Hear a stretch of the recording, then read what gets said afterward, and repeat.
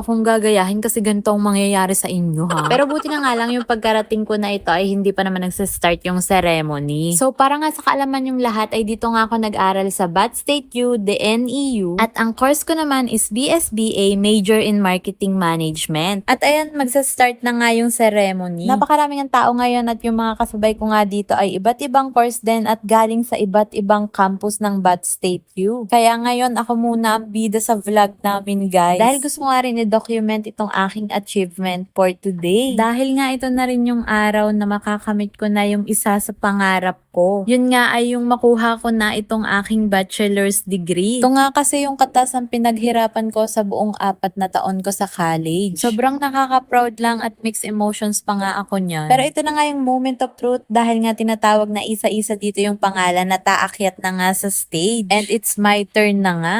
Kwento, Sofia Micaela L.